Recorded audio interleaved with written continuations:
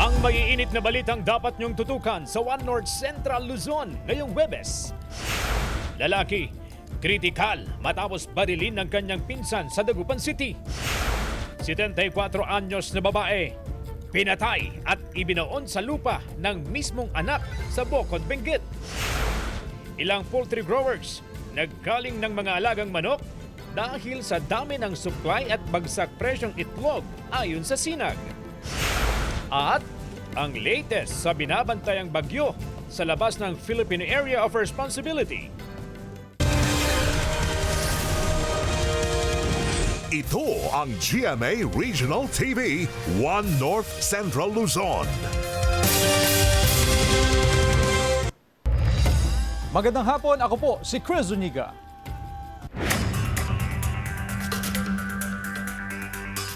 Kritikal ang isang lalaki matapos na barilin ng sariling pinsan sa Dagupan City.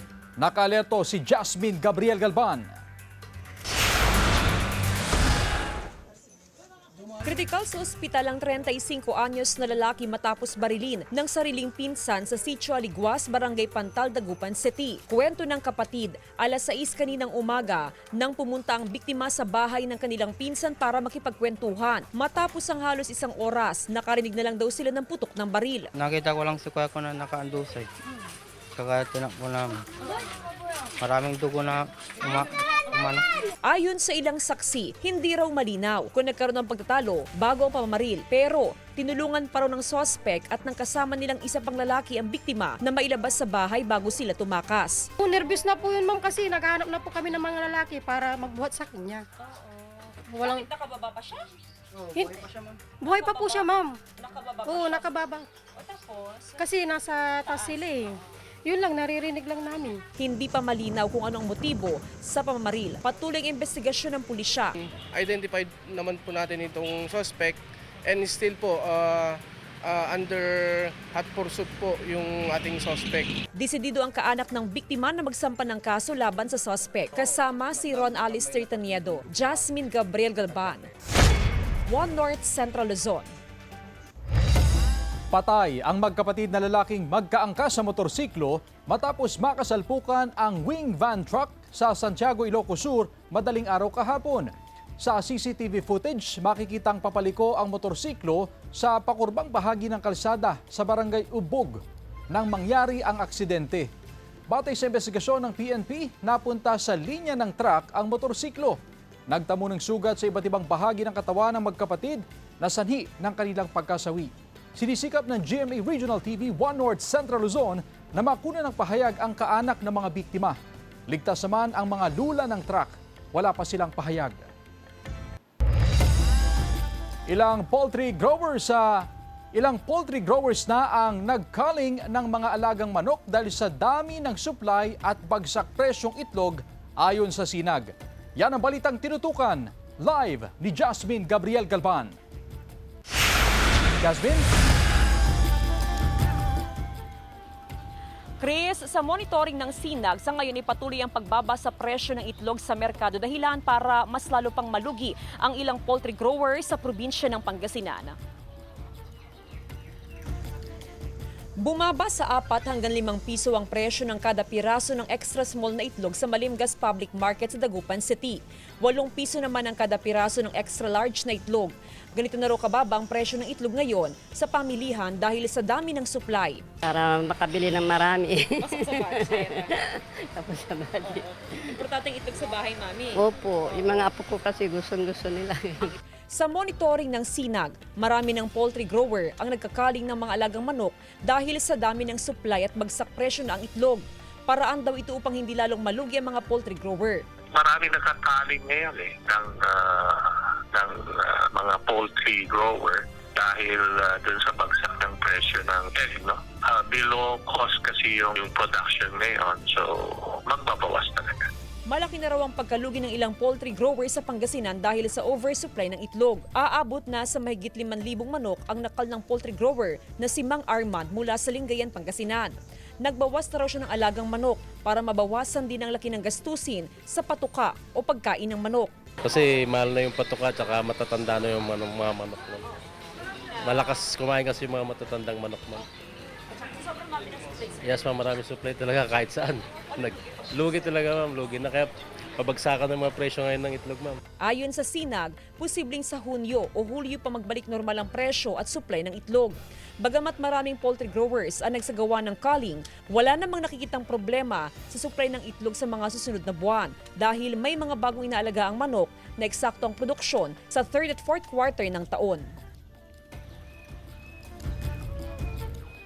Chris, ayon sa Sinag, ang dahilan ng oversupply sa itlog sa merkado ay dahil na rin doon sa sabay-sabay na pag-aalaga ng manok ng ilang poultry growers sa probinsya ng Pangasinan, ganun din sa iba't ibang bahagi ng bansa. Pero matapos nga yung culling operation na isinasagawa ngayon ng ilang poultry growers ay asahan na daw yung unti-unting pagbalik sa normal ng supply at presyo ng itlog. Samantala, Chris, ang poultry farm na ito sa bahagi naman ng Barangay Banawang sa bayan ng Mangaldana, itong mga alagang manok nila ay magpaproduce ng itlog after 2 to 3 months. Eksakto, Chris, na yung supply ng itlog na para naman sa 3rd at 4th quarter ng taon.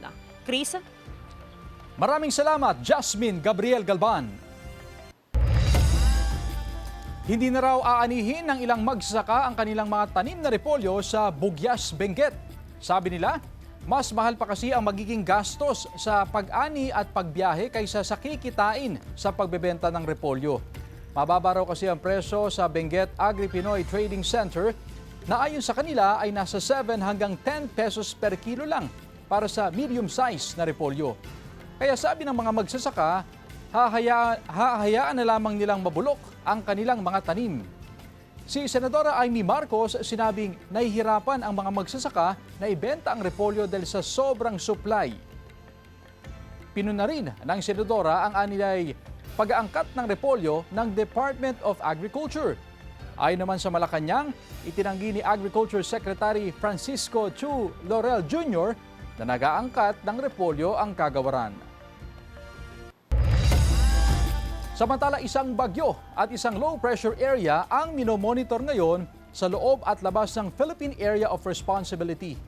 Namataan ng sentro ng bagyong may international name na Hagupit sa layong 1,895 kilometers, silangan ng northeastern Mindanao.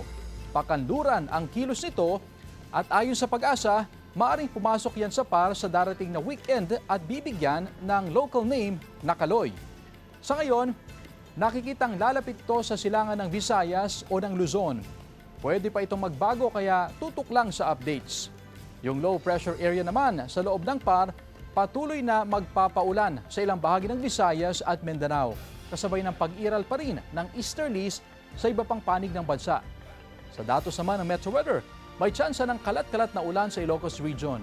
Maging handa sa posibleng localized thunderstorms ang iba pang lugar sa northern at central Luzon.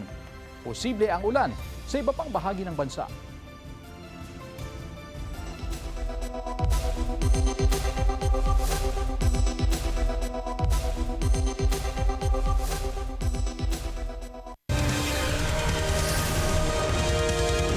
Ito ang GMA Regional TV, 1 North Central Luzon.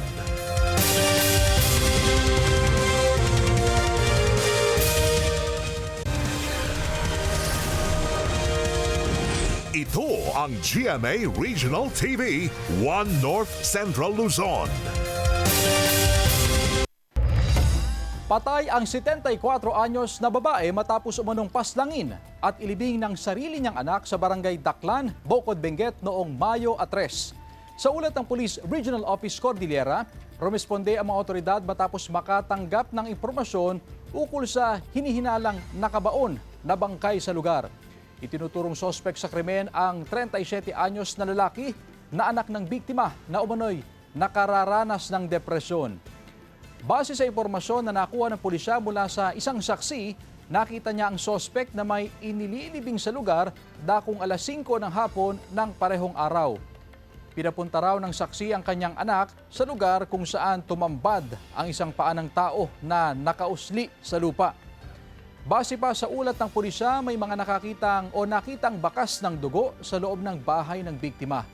Inaresto ang sospek. Hindi pa malinaw kung ano ang motibo sa krimen, kaya nagpapatuloy ang investigasyon. Sinisikap ng GMA Regional TV 1 North Central Luzon na makuna ng pahayag ang iba pang kaanak ng biktima at ng sospek. 19 anyos na babae na hulihan ng 1.6 million pesos na halaga ng marijuana sa Binmalay, Pangasinan. Yan at iba pang balita sa pagtutok ni CJ Turida. Inaresto ang 19 anyos na babae sa checkpoint ng autoridad sa bahagi ng Barangay Malindong, Binmalay, Pangasinan madaling araw noong Miyerkules. Ayon sa PNP, angkas sa motorsiklo ang babae kasama ang lalaking rider. Nang mapansin ng rider ang checkpoint, iniwan ang motorsiklo sa katumakas at naiwan ang babae. Naghinala ang pulisya kaya nagsagawa ng inspeksyon. Nagkumpiska mula sa babae ang ilang pakete na naglalaman ng hinihinalang marijuana at hybrid liquid marijuana products na nagkakahalaga ng mahigit 1.6 million pesos. Tinutugis na ang tumakas na rider. Sinisikap ng GMA Regional TV 1 North Central Luzon na makuhanan ng pahayag ang babaeng nasa kustodiya ngayon ng mga otoridad. Arestado ang lalaking Regional Priority High Value Individual sa anti-illegal drug operation ng otoridad sa Urdaneta City, Pangasinan gabi noong Martes. Nakuha mula sa target ang 115 gramo ng hinihinalang shabu na nagkakahalaga ng mahigit 780,000 pesos. Na-recover din sa kanya ang ilang party drug tablets na nagkakahalaga ng halos 5,000 piso. Mahaharap sa kaukulang kaso ang sospek na wala pang pahayag. CJ Torida, 1 North Central Luzon. Mataas na heat index na nasa danger level patuloy na naitatala ng Pag-asa Dagupan Station. Ang detalye sa report ni Sandy Salvacio. Madalas uminom ng malamig na buko juice si Anthony bilang pampawi sa mainit na panahon. Kung dati, madalas siyang lumabas, ngayon, timbahay na raw si Anthony. Doon kami nagpapahinga sa silong ng mangga pag mainit po. Hindi masyadong lumalabas ng bahay. Oo, sobrang init po. Patuloy na nakapagtatala ng mataas na heat index ang Pag-asa Dagupan Station. Kaya halos hindi na raw lumalabas ng bahay ang maraming residente. May possibility pa na tataas ang ating heat index kasi ang ating buwan na inobserbahan ay hanggang first week pa ng June. Lalo-lalo nga yung nabanggit natin na El Nino, nandyan na yan. Nitong Lunes, umabot sa 44 degrees Celsius ang heat index sa probinsya na italayan sa pagitan ng alas 2 at alas 3. Ngunit paano nga ba sinusukat ang tinatawag na heat index o damang init? Kung ang linsangan ng hangin o yung tinatawag natin yung air temperature ay nasa pa 32 degrees centigrade, i-plus mo yung 8 degrees Celsius centigrade para yun na yung heat index na nararamdaman mo sa katawan ng tao. Ibig sabihin, kahit 32 degrees Celsius ang init sa labas, magiging 40 degrees Celsius ang init na nararamdaman ng ating katawan. Nagbibigay rin ito ng babala kung may panganib na sa kalusugan tulad ng heat exhaustion o heat stroke. Samantala, inihayag din ng World Health Organization na delikado ang paggamit ng electric fan sa mga kulob na lugar, lalo na ngayon na nararanasan ang mainit na panahon. Ayon sa Health Authority, kapag walang maayos na ventilasyon ng isang silid, maaari itong magdulot ng mas mataas na body temperature na posibleng humantong sa heat exhaustion, pagkahilo at hirap sa paghinga. Inirerekomenda ng mga otoridad na magbukas ng bintana o pinto para sa maayos na airflow at ugaliing uminom ng sapat na tubig. Kasama si Henry Duminsil, Sandy Salvacio, 1 North Central Luzon. Ilang residente at may-ari ng karinderya sa Mangaldan, Pangasinan, kanya-kanyang diskarte para hindi agad mapanis ang mga pagkain. Narito ang report.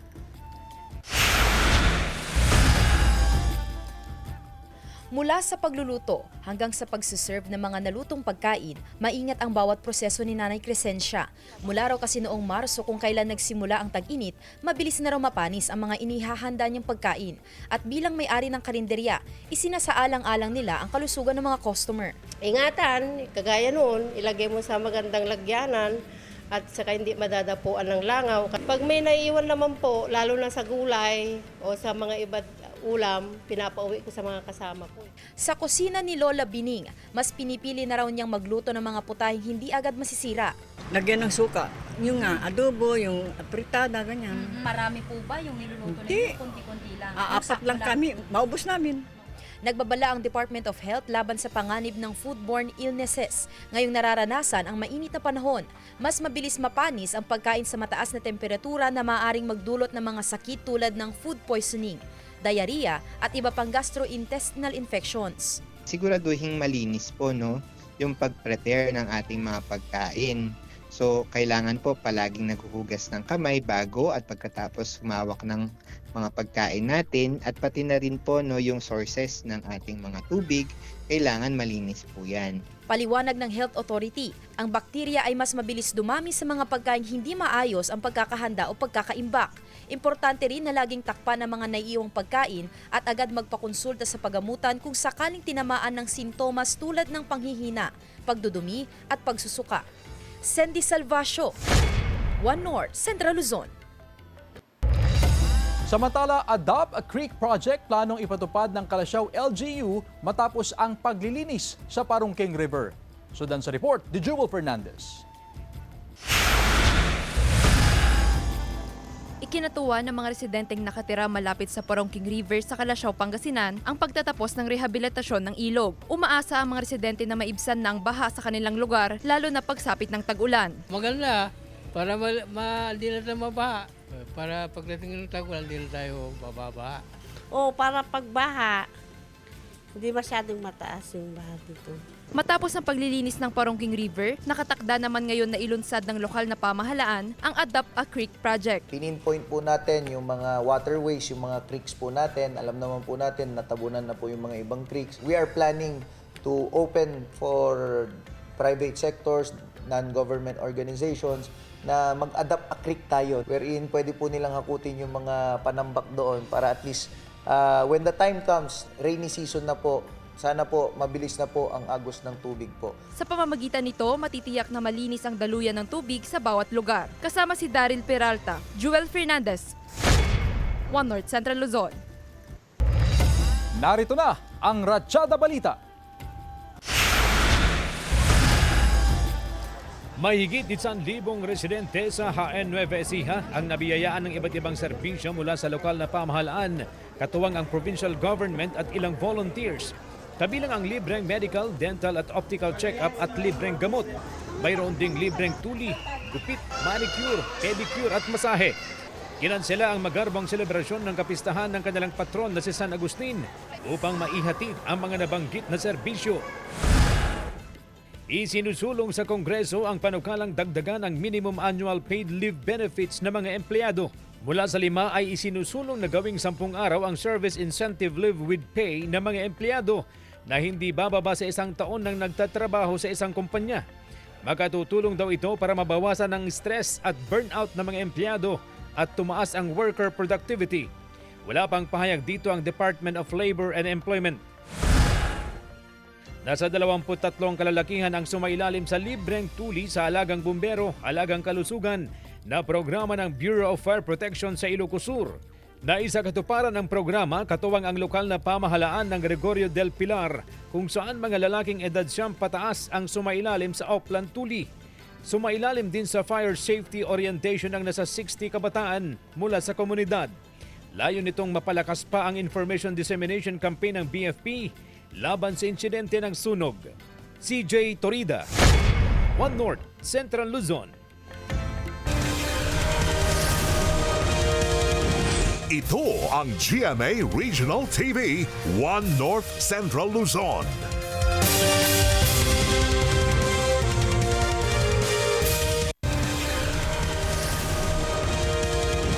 Ito ang GMA Regional TV, One North Central Luzon. Nasunog ang isang bahay sa Urdaneta City, Pangasinan. Tutukan sa report. Kita sa videong ito ang paglamon ng apoy sa isang bahay sa barangay Nancayasan, Urdaneta City, Pangasinan bandang alas 9 ng gabi kahapon. Ayon sa may-ari ng bahay, nagtaka sila dahil kumikislap-kislap ang kanilang ilaw. Paglabas nila, nakita nilang nasusunog na pala ang kanilang bahay. Nagtataka kami, kumikislap-kislap po yung ilaw namin, nag-flickering. Kaya nagtataka kami, bakit ganun? Kako, parang nagbo-voltage drop ba kako? Kaya lumabas po kami, nakita namin nag-aapoy na yung gitna ng bahay na ito. Muntikan pa raw madamay sa sunog ang katabing bahay pero agad daw nakahingi ng tulong sa bumbero ang mga residente. Mabuti talaga at yung mga tao kagabi doon sa area naitawag agad sa aming tanggapan at naka-responde agad ang ating mga kasamahan. Umabot lang sa unang alarma ang sunog. Sa kulang isang oras na apulan natin yung sunog at mabuti at hindi na idamay dahil medyo may mga dikit-dikit na kabahayan doon sa area. Nagpaabot na ng tulong ang CSWD sa mga nasunugan. Bibigyan din sila ng financial assistance. Okay naman po sir, kahit papaano nakaligtas naman po yung mga nakatira po, mga kasambahay po namin. Ligtas naman po lahat, pati mga anak ko. Kaya yun na lang din po pinagpapasalamat namin.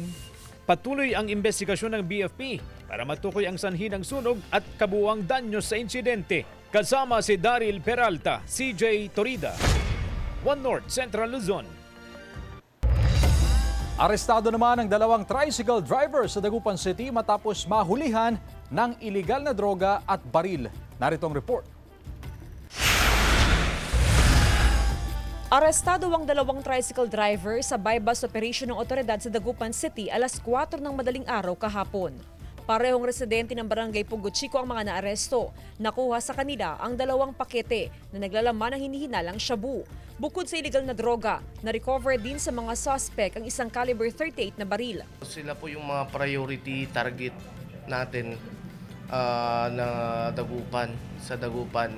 Even sa other agencies po, sa PIDEA is priority target po ito. Bukod sa pagtutulak ng illegal na droga, may mga iba pa raw na kasong kinahaharap ang mga suspect. May report sa amin na ganun po yung kwan nila. Modus din nila, nagnanakaw po sila din. Inihahanda ng kasong isasampa laban sa mga suspect na tumanggi na magbigay ng pahayag. Pinagbubunot at sinunog ang tinatayang nasa 31 million pesos na halaga ng tanim na marijuana sa Mount Makagoong na boundary ng Barangay Saklit sa Danga Mountain Province at Barangay Buskalan, Tinglayan, Kalinga. Kabuang 4 na plantasyon ng marijuana ang nadiskubre ng otoridad. Patuloy ang investigasyon ng otoridad upang matukoy ang iba pang posibleng plantasyon sa mga karatig lugar at maaresto ang mga individual na responsable sa pagtanim nito. Jasmine Gabriel Galban, One North Central Luzon. Samantala, bilang ng mga ambulant vendor sa Mangaldan Public Market muling dumami ngayong bakasyon. Naritong report. Maagang pumwesto sa Mangaldan Public Market si Nanay Teresa upang magbenta ng isda. Ang target ni Nanay Teresa, maubos ang kanyang paninda, pero hirap daw siya dahil sa dami ng kakumpetensya sa loob at pati sa labas ng pamilihan. Dumami na raw ulit ang mga ambulant vendor na nakikisingit magtinda sa vegetable section sa palibot ng palengke. Kaya ang mga mamimili, hindi na umaabot sa loob para bumili ng isda dahil sa nakakabili na sila sa labas. Konti yung bumibili dito, konti lang. Siyempre, may bumibili doon, may bumibili dito. Mahirap. Bukod sa mga lehitimong fish vendor, nagrereklamo na rin ang mga vegetable vendor dahil sa mga sumisingit sa kanilang mga tindera ng isda. Dinadapuan daw ng langaw ang kanilang panindang gulay dahil sa malansang amoy ng isda sa kanilang mga tabi. Kasi po, pag may mga isda na dyan, malangaw, ganun. Tapos haharangan na yung mga paninda namin. Ayon sa Public Order and Safety Office, hide and seek ang diskarte ng mga ambulant vendor. Kung may nag-iikot na enforcer, wala sila sa pwesto. Pero pag alis ng enforcer, saka ulit sila babalik upang sumingit sa pagtitinda. Dahil dito, inextend pa ng poso ang kanilang pagbabantay sa palengke hanggang alas 7 ng gabi. Bali, siyam po sila sa umaga at ganoon din po sa hapon. Sa kapulisan naman, sa umaga may kasama silang 2 pulis, sa hapon din naman ay ganoon din. Umiikot sila. Karamihan daw sa mga ambulant vendor mula Dagupan, San Fabian at Calasiao. Ayon sa poso, hindi naman bawal ang maghanap buhay basta sa tamang lugar at may kaukulang permit mula sa lokal na pamahalaan. Sandy Salvacio, One North, Central Luzon. Mga kapuso, na maalam na si Mitena Rian Ramos sa Encantadia Chronicles Sangre. Finally, natupad ni Tera Bianca Umali ang kanyang bugna o tadhana na siya ang papaslang kay Mitena. Naging emosyonal na eksena dahil hanggang sa huli, itinuring ni Mitena na kaibigan si Tera. May pa BTS din si Rian sa eksena. Aura muna bago raw mapaslang, sabi niya sa caption. Na maalam na rin sa series si Zaur, Gabby Eigenman, matapos mapatay ng kapwa niya Miniabe na si Daron John Lucas. Sa Instagram, Nagpasalamat si Gabby sa mga tumangkilik sa kanyang karakter. Ang malaki namang tanong, tuloy na nga bang natalo si Gargan Tom Rodriguez ng mga sangre? Na-excite din ang Encantadix sa closing credits dahil may patiis na ang 2016 Sangres magiging mga bathaluman. At si Lira, Mikey Quintos, mabubuhay at magkaka-baby. Subaybayan ang last 2 nights ng Encantadia Chronicles Sangre, 8 p.m. sa GMA Prime, pagkatapos ng 24 oras. Top 1 at iba pang pumasa sa March 2026 Physicians Licensure Examinations binigyang pugay sa Dagupan City. Sundan sa report.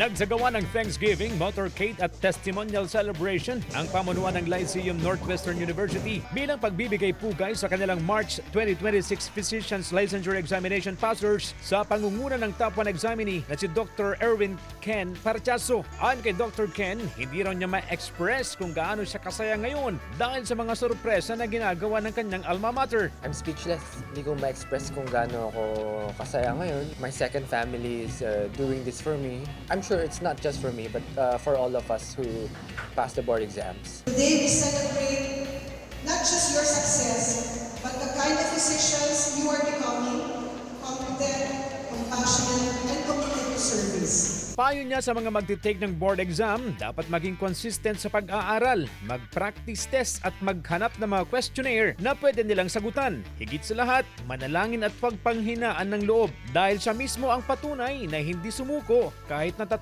beses pa siyang nag-take ng PLE. Tips ko siguro, siguro be very consistent on your studies. Try lang ng try, huwag kayong matakot. Bilang bahagi ng pagbibigay pugay kay Dr. Ken, binigyan siya ng cash incentive ng pamunuan ng universidad. Sa tinanggap na novelty check, makikita ang amount withheld, kaya natawa na rin lang ang doktor. Pero kalaunay napag-alaman din na nagkakahalaga ito ng tumataginting na 500,000 pesos. Matatandaan na naging usapan din ang pagiging name withheld ng top 1 sa PLE bago tuluyang inilathala ng PRC ang pagkakakilanlan ni Dr. Parchaso na nanguna sa eksaminasyon. Kasama si Henry Duminsil, CJ Torida, One North Central Luzon.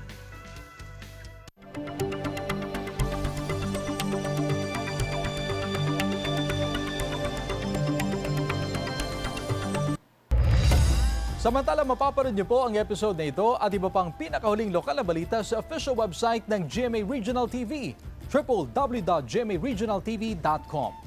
Pwede rin kayo bubisita sa aming official YouTube channel, GMA Regional TV, at i-click ang subscribe button para sa pinaka-mainit na balita mula sa mga rehiyon. At yan ang mga pinakamalaki at pinakahuling balita sa Hilaga at Gitnang Luzon. Maraming salamat mga kapuso, pati na ang mga kapuso natin abroad. Ako po si Chris Zuniga. Kami ang GMA Regional TV, One North Central Luzon. Walang kinikilingan, walang pinoprotektahan. Noon at ngayon, serbisyong totoo.